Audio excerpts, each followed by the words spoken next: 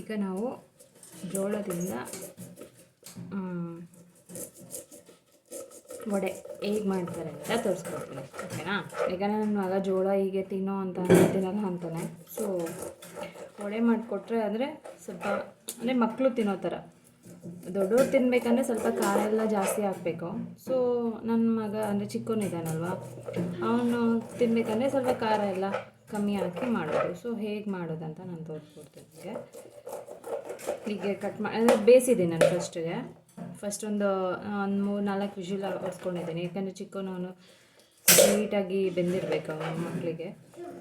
So ಆಯಿತು. ಮತ್ತು ಇದನ್ನು ಮಿಕ್ಸಿಗೆ ಹಾಕ್ಕೋಬೇಕು. ಈಗ ನಾನು ಸ್ವಲ್ಪ ಮಿಕ್ಸಿಗೆ ಹಾಕ್ಕೋತೀನಿ. ಮಿಕ್ಸಿಗೆ ಹಾಕ್ಕೊಂಡ್ರೆ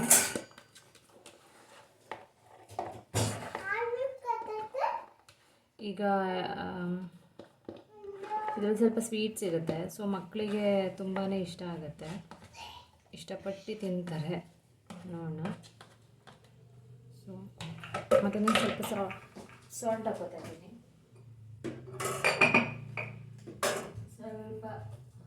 ಸ್ವಲ್ಪ ರುಚಿಗೆ ತಕ್ಕೋ ಸಾಲ್ಟ್ ಹಾಕೋಣ.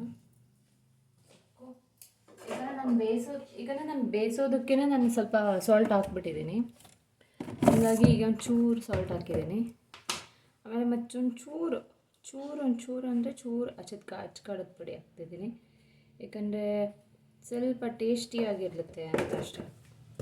ಸೊ ನಾವು ತಿನ್ನೋದಂದರೆ ಜಾಸ್ತಿ ಖಾರ ಆಗ್ತಿದೆ. ಸೊ ನನ್ನ ಮಗ ತಿನ್ನೋದ್ರಿಂದ ನಾನು ಅವನಿಗೆ ಮಾತ್ರ ಅಂತ ಮಾಡ್ತಾಯಿದ್ದೀನಿ. ಸೊ ಖಾರ ಕಮ್ಮಿ ಇದೆ. ಈಗ ನಾನು ಮತ್ತೆ ಇದಕ್ಕೆ ಕಡಲೆ ಹಿಟ್ಟು ಹಾಕ್ತೀನಿ.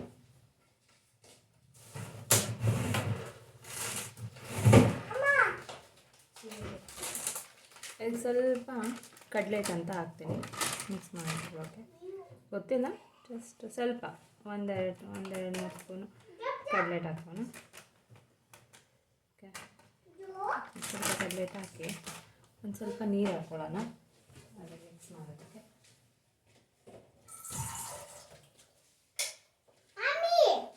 ಸ್ವಲ್ಪ ನೀರು ಹಾಕ್ಕೊಳ್ತಿದ್ದೀನಿ.